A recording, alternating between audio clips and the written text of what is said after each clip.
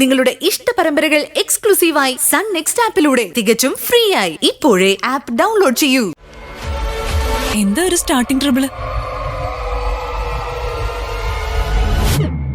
നിന്റെ വീട്ടിലെ സമാധാന സന്തോഷവും ഏറ്റവും കൂടുതൽ ആഗ്രഹിക്കുന്ന ആളാണ് ഞാൻ. അതുകൊണ്ട് നിന്നോട് പറയണോ വേണ്ടോ എന്ന് ഒരിക്കൽ കൂടി ആലോചിച്ച.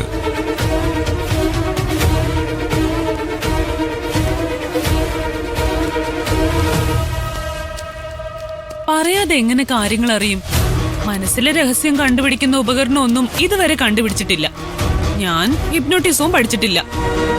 അതല്ല നിത്യ, ഒരു കുടുംബത്തിലെ സ്നേഹിച്ചവർ തമ്മിൽ പരസ്പരം ശത്രുക്കളായ ആ മുറി ഉണങ്ങാൻ അത്ര എളുപ്പമല്ല.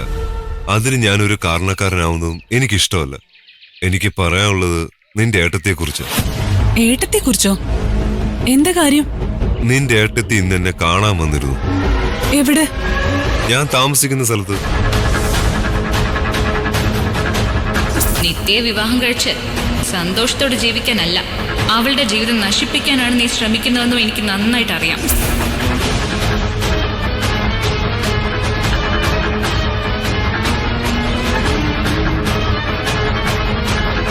നിനക്ക് വാടകയ്ക്ക് തരാൻ അവിടെ മുറിയൊന്നുമില്ല. നിന്റെ ഈ വൃത്തികെട്ട മനസ്സുകൊണ്ട് ആ വീടിനകത്തേക്ക് താമസിക്കാൻ വന്ന പിന്നെ നീ അവിടെ നിന്ന് ജീവനോടെ തിരിച്ചു പോയില്ല. എന്നിട്ട് ശരത്തേട്ടൻ അവരോട് എന്തു പറഞ്ഞു? എന്നെ കടിച്ചു കയറാനുള്ള ദേഷ്യത്തിൽ അവരങ്ങോട്ട് വന്നത്. അവരെങ്ങാണം വീട്ടിൽ വന്നിരുന്നെങ്കിൽ ഞാനാകെ നാണം കെട്ടുപോയത്. ഒരാൺ ഒറ്റയ്ക്ക് താമസിക്കുന്ന മുറിയല്ലേ. നീ അവിടെ വരുന്ന പോലാന്നോ നിന്റെ ഏട്ടത്തി അവിടെ എന്നെ കാണാൻ വരുന്നത്? ഞാൻ കെട്ടാൻ പോകുന്ന പെണ്ണാ നീയാണെന്ന് എന്റെ ഹൗസ് ഓണർക്ക് ഇപ്പൊ അറിയാം.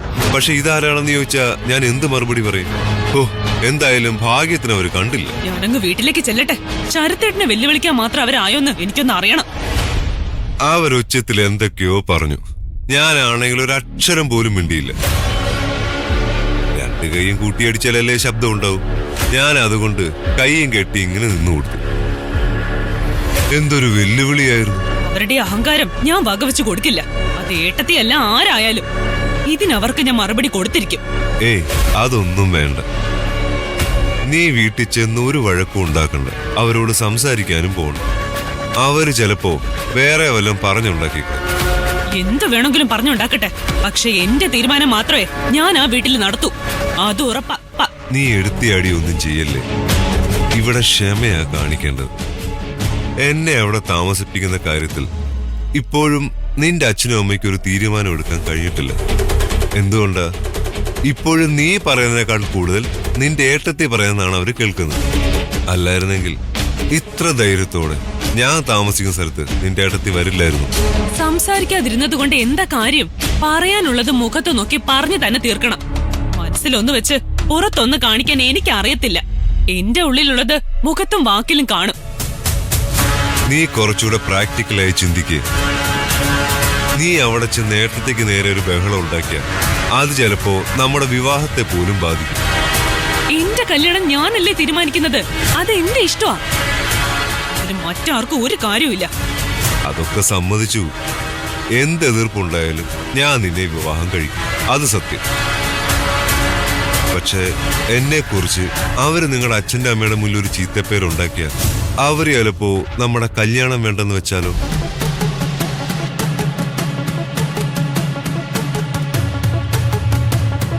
നിന്റെ ഏട്ടത്തി എന്തിനാ എന്നോട് ഇത്ര ശത്രുത കാണിക്കുന്നതെന്ന് എനിക്ക് മനസ്സിലാവാം. ഞാൻ അവരോട് എന്ത് തെറ്റ് ചെയ്തു? വീട് വിൽക്കാൻ സഹായിച്ചത്? അതോ ഇപ്പോഴും സുധിസാറിന്റെ കുടുംബത്തിന്റെ കൂടെ നിൽക്കുന്നത്? എന്തോ എനിക്കറിയില്ല. എനിക്കറിയാം. എന്തറിയാം? അവരുടെ സൂക്കേട് എന്താണെന്ന് എനിക്ക് മനസ്സിലായി. അവരാഗ്രഹിച്ചത് അവർക്ക് കിട്ടിയില്ല. അത് ദൈവത്തിന്റെ വിധി. അവരനുഭവിക്കാത്ത സന്തോഷം നമുക്ക് കിട്ടുന്നത് അവർക്ക് സഹിക്കുന്നില്ല. എന്റെ അസൂയ ഇതല്ല. ഇങ്ങനെ പോയാല് മിക്കവാറും അവർക്കൊരു കൗൺസിലിംഗ് വേണ്ടി വരും. അവർക്ക് അങ്ങനെ വെറും കൗൺസിലിംഗ് മാത്രം പോരാ, നല്ല ഡോസ് മരുന്ന് തന്നെ വേണം.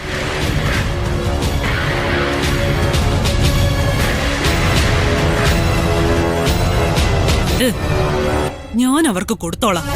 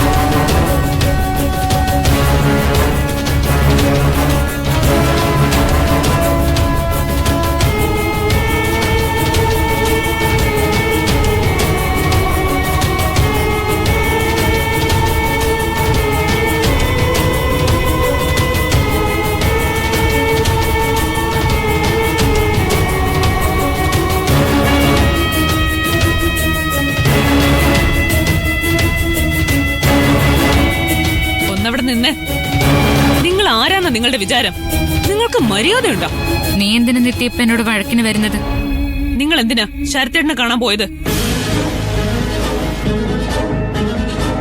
എന്താ ഇവിടെ പ്രശ്നം? അസൂയ. ഇവർക്ക് എന്നോട് അസൂയ. ഇവക്ക് എന്തിനാടി നിന്നോട് അസൂയ? അസൂയയില്ലെന്നൊന്നും പറയണ്ട. അവളുടെ മനസ്സിൽ ഇത്തിരി കുശുമ്പൊക്കെ ഉണ്ട്. എനിക്കൊരു നല്ല ജീവിതം കിട്ടുന്നതിന്റെ അസൂയ ഇവർക്ക്.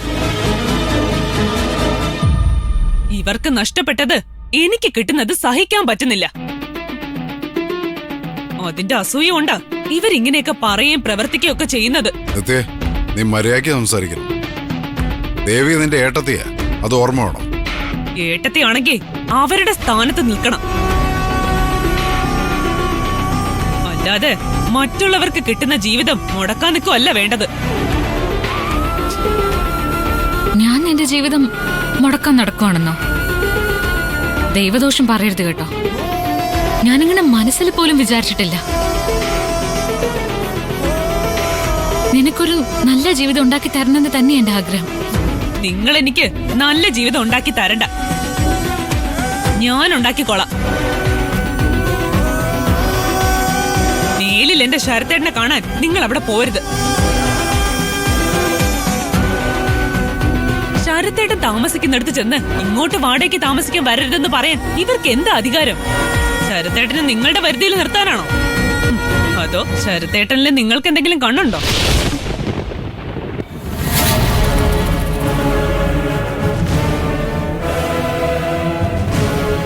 ഭർത്താവ് മരിച്ചതല്ലേ നിങ്ങൾ? ചിലപ്പോ കാണും.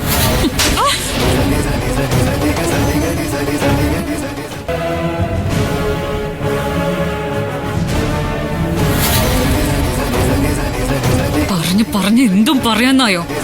പറയും, ഇനിയും പറയും. കല്യാണം കഴിഞ്ഞിട്ടും ഭർത്താവിനെ അറിയാൻ പറ്റാതെ പോയ സ്ത്രീയാ നിങ്ങൾ.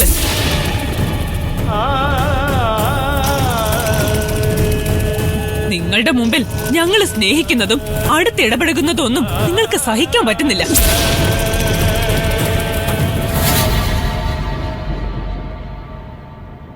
ശരത്തേട്ടനെ പോലെ ഒരാള് ഈ വീട്ടിൽ താമസിക്കാൻ വരുമ്പോ നിങ്ങൾക്ക് നിങ്ങളുടെ നിയന്ത്രണം നഷ്ടപ്പെട്ടു പോകുന്ന നിങ്ങൾ തന്നെ പേടിക്കുന്നു. ദൈവത്തിന് നിരക്കാത്തത് പറയരുത്. ഞാൻ നിന്റെ ഏട്ടത്തിയ. എന്റെ സുധിയേട്ടന് നിന്നോടുള്ള അതേ സ്നേഹം തന്നെയാ നിന്നോട് എനിക്കുള്ളത്.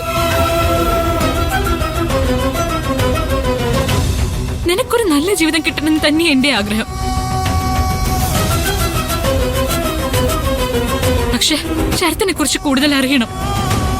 അവന്റെ കുടുംബം, ബന്ധുക്കള്, അതൊന്നും അറിയാതെ ഈ കല്യാണം നടത്തരുത്.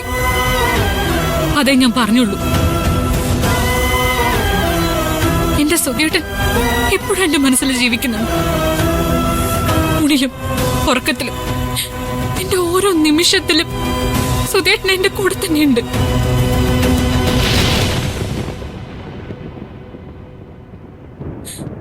ആ ഓർമ്മകൾ മാത്രം മതി എനിക്ക് ജീവിക്കാൻ.